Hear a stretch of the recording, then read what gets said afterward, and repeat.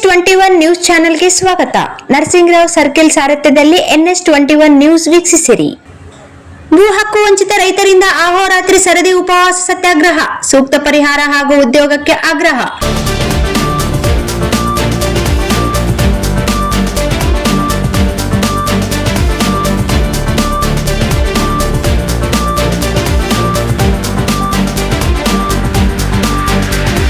ಚಿನ್ನದ ಗಣಿ ಸುತ್ತಮುತ್ತಲಿನ ಗ್ರಾಮದ ರೈತರಿಂದ ಹಟ್ಟಿ ಚಿನ್ನದ ಗಣಿ ಕಂಪನಿಯಿಂದ ತಮಗಾದ ಅನ್ಯಾಯವನ್ನು ಖಂಡಿಸಿ ಹಾಗೂ ಸೂಕ್ತ ಪರಿಹಾರ ಮತ್ತು ಉದ್ಯೋಗ ನೀಡುವಂತೆ ಆಗ್ರಹಿಸಿ ಹಟ್ಟಿ ಭೂ ಹಕ್ಕು ವಂಚಿತ ರೈತ ಹೋರಾಟ ಸಮಿತಿ ವತಿಯಿಂದ ಅಮರೇಗೌಡ ಪಾಟೀಲ್ ಬಯ್ಯಾಪುರ್ ಅವರ ನಾಯಕತ್ವದಲ್ಲಿ ಹಟ್ಟಿ ಚಿನ್ನದ ಗಣಿ ಕಂಪನಿಯು ಮುಖ್ಯ ದ್ವಾರದ ಮುಂದೆ ಕ್ಯಾಂಪಸ್ ಸ್ಟ್ಯಾಂಡಿ ಪೊಲೀಸ್ ಸ್ಟೇಷನ್ ಹತ್ತಿರ ಜುಲೈ 27 ಮಂಗಳವಾರದಂದು ಬೃಹತ್ ಉಪವಾಸ ಸತ್ಯಾಗ್ರಹ ಆರಂಭಿಸಿದ್ದಾರೆ ಎಂದು ನಮ್ಮ ಪ್ರತಿನಿಧಿ ತಿಳಿಸಿದ್ದಾರೆ. ನಮ್ಮ ಭೂಮಿ ನಮ್ಮ ಹಕ್ಕು, ರೈತರಿಗೆ ನ್ಯಾಯ ಸಿಗುವವರೆಗೆ ಹೋರಾಟವೇ ನಮ್ಮ ಸಂಕಲ್ಪ ಎಂಬ ಘೋಷಣೆಯೊಂದಿಗೆ ರೈತರು ತಮ್ಮ ಹಕ್ಕುಗಳಿಗಾಗಿ ಧರಣಿ ಕುಳಿತಿದ್ದು ಕಂಪನಿಯ ವಿರುದ್ಧ ತೀವ್ರ ಆಕ್ರೋಶ ವ್ಯಕ್ತಪಡಿಸಿದ್ದಾರೆ ಎಂದು ಹೇಳಿದ್ದಾರೆ.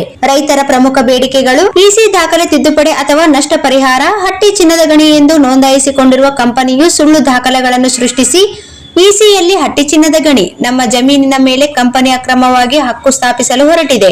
2008 ರಿಂದಲೂ ನಮಗೆ ಅನ್ಯಾಯವಾಗುತ್ತಿದ್ದು ನ್ಯಾಯ ಸಿಗುವವರೆಗೂ ನಾವು ಹೋರಾಟದಿಂದ ಹಿಂದೆ ಸರಿಯುವುದಿಲ್ಲ ಎಂದರು. ಹೋರಾಟ ನಿರತ ರೈತರನ್ನು ತಕ್ಷಣವೇ ತೆರವುಗೊಳಿಸಬೇಕು, ಇಲ್ಲವೇ 2008 ರಿಂದ 2026 ರವರೆಗೆ ರೈತರಿಗೆ ಉಂಟಾಗಿರುವ ಭೂ ಪರಿಹಾರದ ಸಂಪೂರ್ಣ ನಷ್ಟವನ್ನು ಕಂಪನಿಯು ಭರಿಸಿಕೊಡಬೇಕು ಎಂದು ಹೇಳಿದ್ದಾರೆ.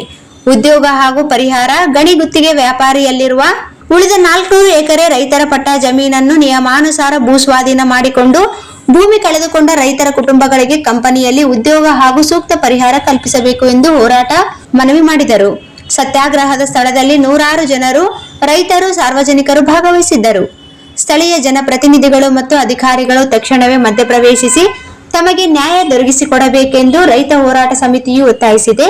ಈ ವೇಳೆ ಪೊಲೀಸ್ ಸಿಬ್ಬಂದಿ ರೈತರ ನಡುವೆ ವಾಗ್ವಾದ ನಡೆದು ಪೊಲೀಸರಿಂದ ಲಾಠಿ ಚಾರ್ಜ್ ನಡೆಯಿತು. ಈ ಸಂದರ್ಭದಲ್ಲಿ ಅಧ್ಯಕ್ಷರು ಬಾಬು, ಪ್ರಧಾನ ಕಾರ್ಯದರ್ಶಿ ಶಿವಪುತ್ರಪ್ಪ, ಉಪಾಧ್ಯಕ್ಷರು ಶಿವಾನಂದ್, ಸುತ್ತಮುತ್ತಲಿನ ರೈತಾಪಿ ಜನರು ಮತ್ತು ಪೊಲೀಸ್ ಇಲಾಖೆಯ ಸಿಬ್ಬಂದಿಗಳು, ಲಿಂಗಸೂಗೂರು ಡಿಎಸ್ಪಿ ದತ್ತಾತ್ರೇಯ ಕಾರ್ನಾಡ್, ಹಟ್ಟಿ ಸಿಪಿಐ ಶಿವಾನಂದ್ ಗಾಣ್ಗೆ ಮತ್ತು ಪೊಲೀಸ್ ಸಿಬ್ಬಂದಿಗಳು ಭದ್ರತೆಯೊಂದಿಗೆ ಸತ್ಯಾಗ್ರಹ ಮುಂದುವರೆದಿತ್ತು ಎಂದು ನಮ್ಮ ಪ್ರತಿನಿಧಿ ತಿಳಿಸಿದ್ದಾರೆ. ನಿಮ್ಮ ಮೇಲೆ ನಿರ್ದಾಕ್ಷಿಣ್ಯವಾಗಿ ಕ್ರಮ ತಗೊಂತಾರ. ಅದಕ್ಕೆ ನಮ್ಮ ರೈತರ ಹೋರಾಟ ಅಂದ್ರೆ ಹೆಂಗಿರ್ಬೇಕು? ನಾವು ಇಡೀ ದೇಶವನ್ನೇ ಸಲುತಕ್ಕಂಥವ್ರು ನಾವು. ಅದಕ್ಕೆ ನಾವು ಶಾಂತಿ ಇದ್ರೆ ಇಡೀ ದೇಶನೇ ಶಾಂತಿ ಇರುತ್ತೆ.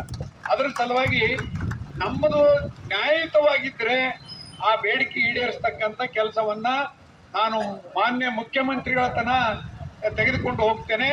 ಮತ್ತು ಇದರಲ್ಲಿ ಒಬ್ಬಿಬ್ಬರನ್ನ ಹಿರಿಯರನ್ನ ಸಂಘಟನೆ ಹಿರಿಯರನ್ನು ಕೂಡ ಕರೆದುಕೊಂಡು ಹೋಗಿ ಮಾನ್ಯ ಮುಖ್ಯಮಂತ್ರಿಗಳಿಗೆ ಭೇಟಿಯಾಗಿ ಮನವಿ ಕೊಟ್ಟು ಇದನ್ನು ಸರಿಪಡಿಸ್ತಕ್ಕಂಥ ಕೆಲಸ ಮಾಡ್ತೀವಿ. ಈ ಒಂದು ರೈತರಿಗೆ ಒಂದು ರೀತಿ ಮೋಸ ಮಾಡಿದ ಹಾಗೆ ಮಾಡಿದ್ದಾರೆ ಅಧಿಕಾರಿಗಳು. ಯಾಕಂದ್ರೆ ಇದನ್ನ 20 ಅಂದ್ರೆ ಭೂ ಖರೀದಿಯನ್ನ ಮಾಡಿದ್ದೇವೆ, ಭೂಮಿಯನ್ನ ಖರೀದಿ ಮಾಡಿ ನಮ್ಮ ಅಂತ ಹೇಳಿ ಸುಳ್ಳು ಮಾಹಿತಿಯನ್ನ ಕೊಟ್ಟು ತಮ್ಮ ಹೆಸರಿಗೆ ಅಂದ್ರೆ ಕಂಪನಿ ಹೆಸರಿಗೆ ಪಾಣಿ ಏನಂತ ಹೋದರೂ ಕೂಡ ಇಸಿಯಲ್ಲಿ ಹಟ್ಟಿ ಕಂಪನಿ ಅಂತೇಳಿ ಬರೋದ್ರಿಂದ ರೈತರಿಗೆ ಯಾವುದೇ ಸಾಲ ಸಿಗೋದಿಲ್ಲ. ಒಬ್ಬ ರೈತನಿಂದ ಇನ್ನೊಬ್ಬರಿಗೆ ಮಾರಾಟ ಮಾಡಲಿಕ್ಕೆ ಅದರಲ್ಲಿ ಅವಕಾಶ ಇಲ್ಲ. ಇವು ಎಲ್ಲ ಬೆಳವಣಿಗೆ ನಮ್ದೇನು ಹೆಚ್ಚಿನ ತೊಂದರೆ ಏನಿಲ್ಲ.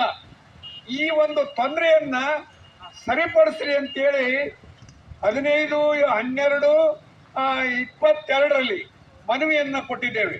22ನೇ ಇಸ್ವಿಯಿಂದ ಇಲ್ಲಿವರೆಗೆ ಮನವಿ ಕೊಡ್ತಾ ಬಂದ್ರು ಇವತ್ತು ಕಂಪನಿಯ ಅಧಿಕಾರಿಗಳನ್ನೋದಕ್ಕಿಂತ ನಮ್ಮ ಸರ್ಕಾರದ ಅಧಿಕಾರಿಗಳಂತೀವಿ ನಾವು. ಯಾಕಂದ್ರೆ ಇಲ್ಲಿ ಕಂಪನಿಯ ಅಧಿಕಾರಿಗಳು ಸಣ್ಣವರು ಇರ್ಬೋದು, ಮೇಲೆ ಕಾರ್ಯದರ್ಶಿವರೆಗೆ ಇವತ್ತೇನು ಗಣಿ ಮತ್ತು ಭೂ ವಿಜ್ಞಾನದ ಕಾರ್ಯದರ್ಶಿ ಏನಿದ್ದಾರೆ ಅವರವರೆಗೆ ಕೂಡ ಮಾಹಿತಿ ಕೊಟ್ಟಿದ್ದೇವೆ. ಎಲ್ಲ ಕಚೇರಿಗಳಿಗೆ ಭೇಟಿ ಕೊಡ್ತಕ್ಕಂಥ ಕೆಲಸವನ್ನ ಸುಮಾರು 1 ವರ್ಷದಿಂದ ಮಾಡ್ತಾ ಬಂದಿದ್ದೇವೆ. ಆದ್ರೆ ಈ ರೈತರ ಕೂಗನ್ನ ಈ ಯಾವ ಅಧಿಕಾರಿಗಳು ಸರಿಯಾಗಿ ಕೇಳಿಸ್ಕೊಳ್ತಾ ಇಲ್ಲ. ಇದು ಏನಾಗಿದೆ ಅಂದ್ರೆ ಜಾಣ ಕಿವುಡತನ ಅಂತಾರಲ್ಲ, ಕೇಳಿದ್ರು ಕೇಳಲಾರ್ದಂಗೆ ಇರ್ತಕ್ಕಂಥ ಕೆಲಸವನ್ನ ನಮ್ಮ ಅಧಿಕಾರಿಗಳು ಸ್ವತಃ ನನ್ನ ಮುಂದೆನೇ ಆಗಿರ್ತಕ್ಕಂಥ ಘಟನೆ ಇದು. ಸುಮಾರು ಇಲ್ಲಿ ಹಟ್ಟಿಯಲ್ಲಿ ಒಂದು 3-4 ಸಾರಿ ನಮಗೆ ಸಭೆಗೆ ಕರೆದ್ರು ರೈತರನ್ನ, ನಮ್ಮನ್ನ ಎಲ್ಲರನ್ನು. ಅದ್ರ ಜೊತೆಗೆ ಬೆಂಗಳೂರಿನಲ್ಲಿ ಕೂಡ ಅಧ್ಯಕ್ಷರ ಅಧ್ಯಕ್ಷತೆಯಲ್ಲಿ ನಮ್ಮ ರೈತರನ್ನ ಮತ್ತು ಅಧಿಕಾರಿಗಳನ್ನ ಎಲ್ಲರನ್ನೂ ಕರೆದು ನಮ್ಗೆ ಆಶ್ವಾಸನೆ ಕೂಡ ಕೊಟ್ಟರು. ನಾವು 23/4/26 ಏನಂದ್ರೆ 3 ತಿಂಗಳೊಳಗಾಗಿ ನಿಮ್ಮ ಎಲ್ಲ ಸಮಸ್ಯೆಗಳನ್ನ ಬಗೆಹರಿಸಿ ನಾವು ತಗೊಳ್ಳೋದಾದ್ರೆ ಭೂಮಿ ತಗೊಂತೀವಿ, ಇಲ್ಲಾಂದ್ರೆ ವಾಣಿಯಿಂದ ನಮ್ಮ ಹೆಸರನ್ನ ತೆಗೆದು ಹಾಕಿಸುವ ಜವಾಬ್ದಾರಿ ನಮ್ದು ಅನ್ನುವ ಮಾತನ್ನ ಈಗಿನ ಅಧ್ಯಕ್ಷರಾದಂಥ ಸನ್ಮಾನ್ಯ JT ಪಾಟೀಲ್ ರವರ ಅಧ್ಯಕ್ಷತೆಯಲ್ಲಿ ನಡೆದಂಥ ಸಭೆಯಲ್ಲಿ ಶ್ರೀಮತಿ ಶಿಲ್ಪಾ ಮೇಡಮ್ MD ಅವರು ಕೂಡ ಮಾತು ಕೊಟ್ಟಿದ್ರು. ಅದ್ರ ಜೊತೆ ಅವರು ನಡ್ಕೊಳ್ಳಿಲ್ಲ.